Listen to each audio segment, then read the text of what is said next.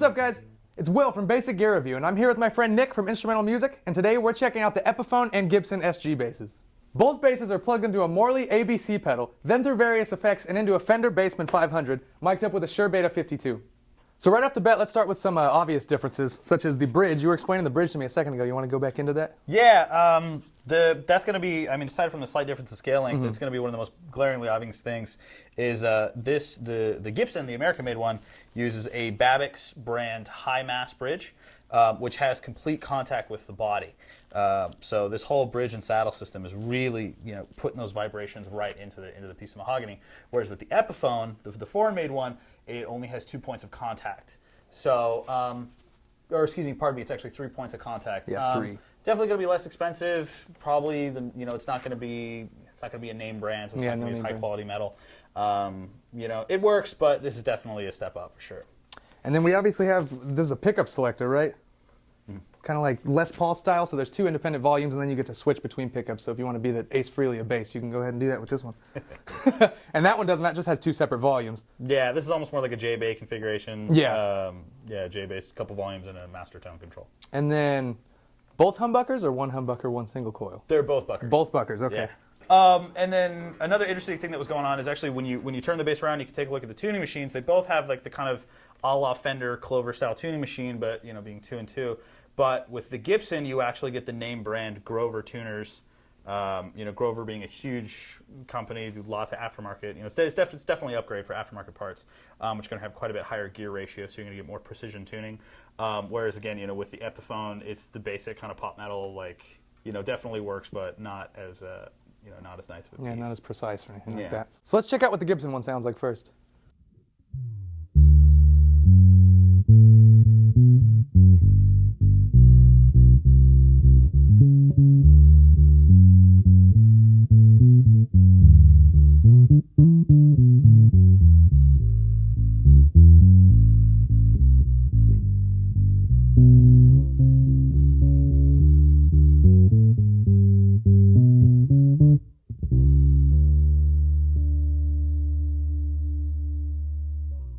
Beautiful. Yeah, that's definitely really resonant, real thumpy.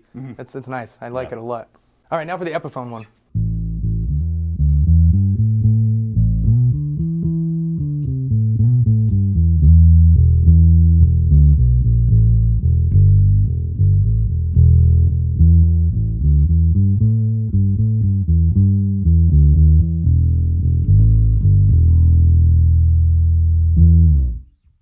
That one sounds nice too. I like that one. It does. That one's really not bad. Yeah.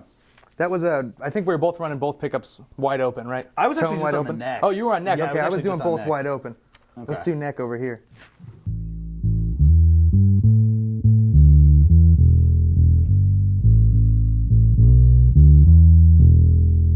Yeah, let's hear yours again.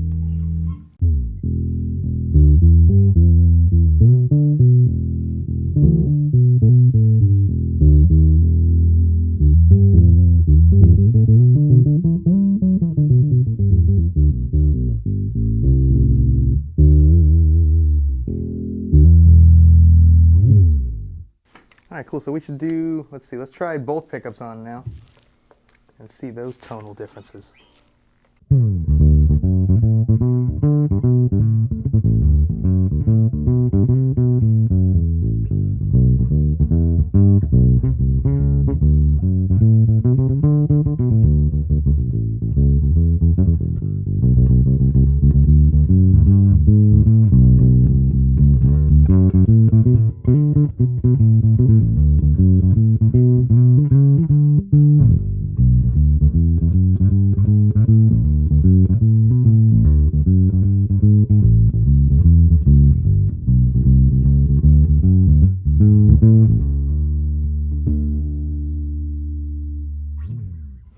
Some tasty lines. Just some tasty bass lines. All right, cool. So now we'll do both on over here. That's ABS. Kaplow!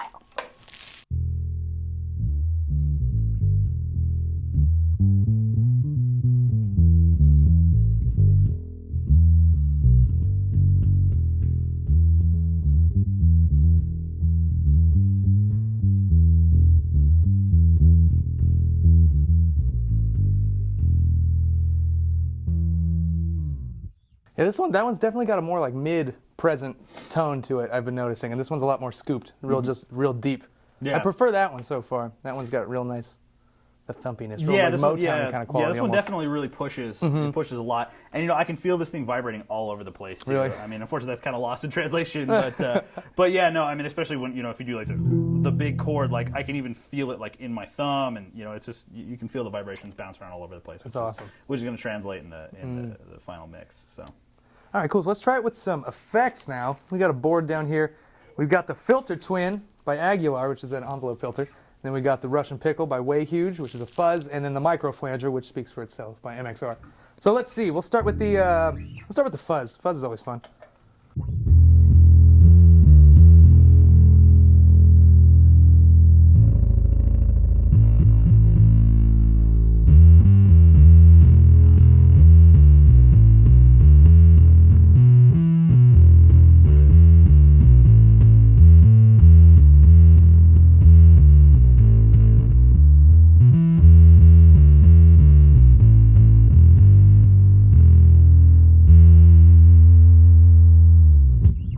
So fuzz kind of takes over everything, and it's like definitely a destructive pedal, but you can hear the characteristics in there. It's still real nice and rumbly. Yeah. So let's check it out with yours. Cool.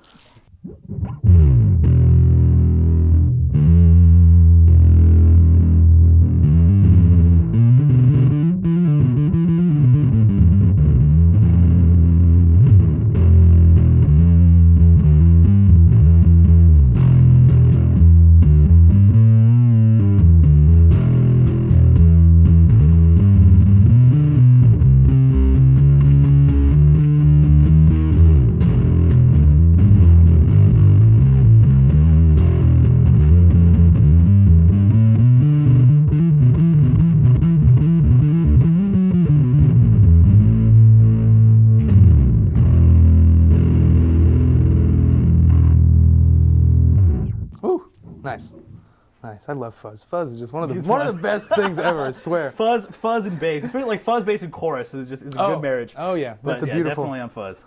All right, cool. So let's go on to which one should we do next? You want to do flanger or envelope filter? I love me some envelope filter. Let's see. Let's play with some of this. Go for it. Let's dial some of this in real quick. Let's get nice and bright here.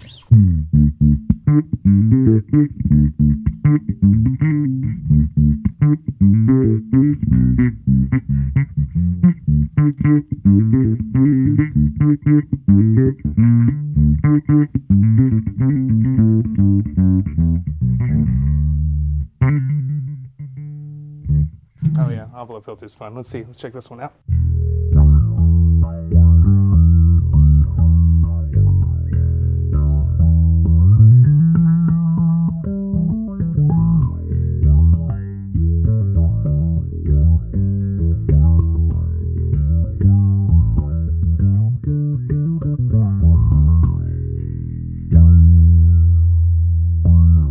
Yeah, Aguilar makes a great. That's a great lot. That's pedal. a good envelope. Yeah, Oh, that sounds good. It's beautiful. Yeah. All right, cool. So now flanger, MXR micro flanger. We got the rate pretty slow, and then the regen's right about 12 o'clock.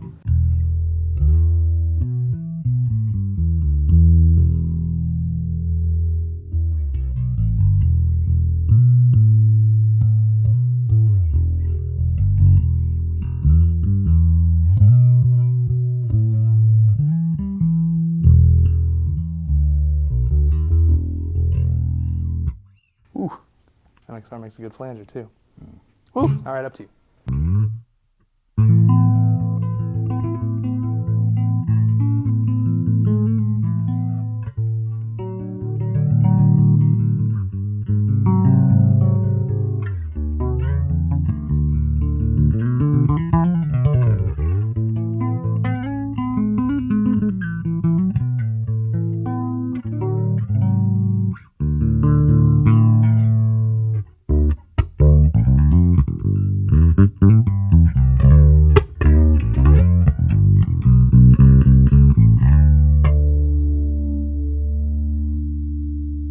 Nice, nice.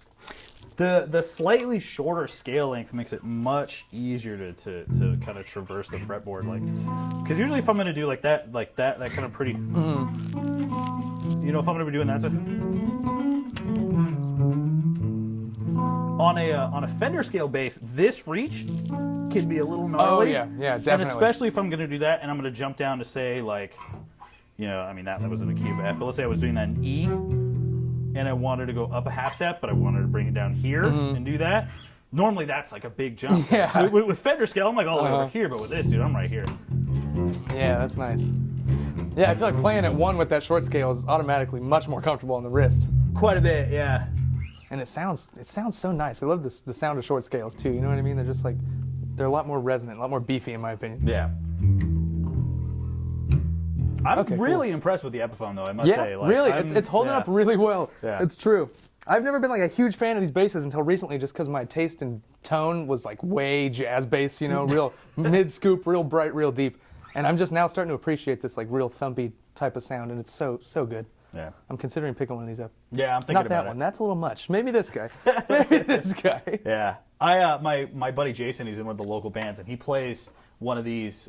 He's got like an old vintage one he got from his dad, and he plays one of these pretty much every night. And man, he's got like he's got like a 70s acoustic rig, and Oh wow, that's pretty cool. Oh man, it's huge. Like his guitar player plays like a Fender Mustang, old Mustang thing with like a 410 cab, and he plays this Gibson, this old vintage Gibson SG bass, and it's just this wall of sound. Like he'll do finger style, and he'll do that. Oh god. Especially playing up here by the neck is gonna make it so deep. Yeah, you like roll off the tone and go like all neck and just do like straight Geezer Butler kind of. Yeah. Yeah. He'll add like some just a little bit of fuzz. Maybe a little bit too much fuzz, but hey, we get the idea. There's no such thing as too much fuzz. Yeah. Yeah. No, it's cool. There's something about it, man. Like I was saying, it's a very resonant instrument. The neck feels super comfortable. It's not really beefy, but it doesn't feel really thin to me. I don't know. It's just it's very comfortable. Yeah, I've noticed for me, like on P basses up here, gets a little thick for me for my liking, just because I'm so used to jazz basses. So I noticed this one's really comfortable too, through and through. It feels like a C shape, typical C shape, kind of just tapers. It's really nice. Yeah. I dig it. Cool. All right, cool. Let's switch. Let's see what the other one's like. Yeah. Hello. Oh, this one's right off the bat a lot lighter. Yeah, it's got some more weight to it. Oh yeah. Ooh. That's see what I mean? very comfortable. Oh yeah, no, you know what? I like the neck a lot more on that one immediately. Yeah. And the gloss is different. This neck feels kind of sticky. That one doesn't feel sticky. That's true. It is. Wow. But being, I play a P bass primarily, so this is a more familiar scale length. But oddly enough, I don't like it as much. I know. Now that you've had. I don't know. Maybe it's because I've been rocking this one for a little while.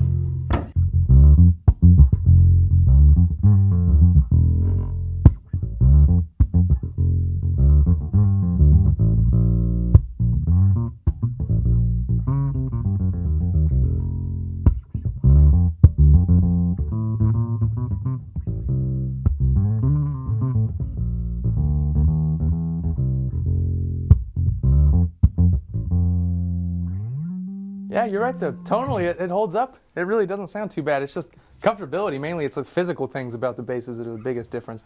But, ooh. Yeah, this scale length, it makes a huge difference. It's really comfortable. Even where your right hand rest changes because of the whole difference. You know what I mean? Yeah.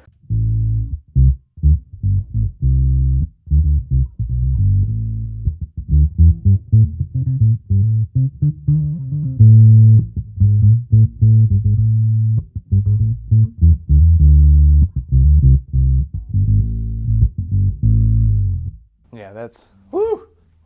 That's dope. Beautiful. Ugh. That was tone. That was all neck pickup, tone all the way down. Just as rumbly as it gets.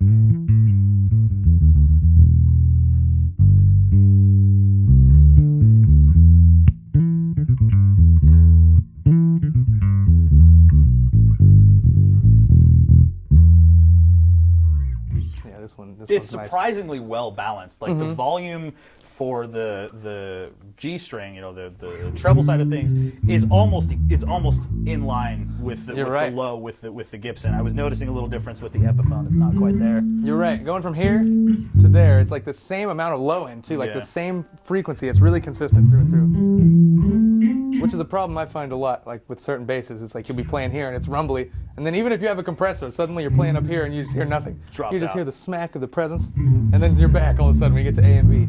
So this one, you're right, is very, very even. Yeah, it's well balanced. Well, the more I play this one, the more that price tag doesn't seem so bad. It's worth it. I mean, it's an investment piece, and you got to think like it's an instrument that you're gonna want to play. This one is like, okay, it kind of fills the niche. Like now I have an SG bass. Yeah, that's exactly. cool. You know, which is, I mean, it has a very distinct sound. Like, don't get me wrong. You know, it definitely does have a distinct sound. But like, you know, for any musician who's taking it really seriously or who wants to gig with it, who really is chasing that sound, it makes a lot of sense. Once you get your hands on it, you're like, oh, you know. Even this few minutes that we've done just A-Bing them, it definitely, the Gibson's winning out. Yeah, it really is.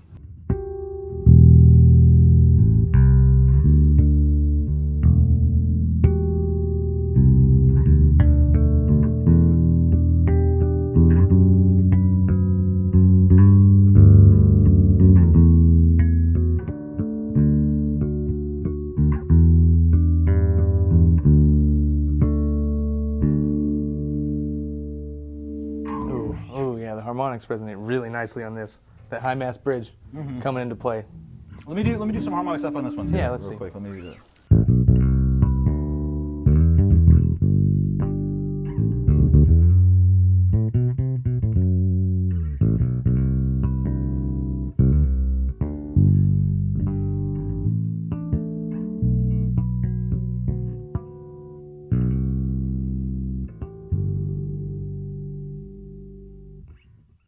Yeah, they definitely don't pop the same. The body is not there. It's not even close. You get the attack, but oh, that's not even on. The resonance is just like, oh my god, you get every little bit of everything on this one. It's almost like you're not even playing harmonics. Like the low end is just beautiful. Okay, so that's a different. If you're a harmonic player, don't go with the Epiphone one. Yeah.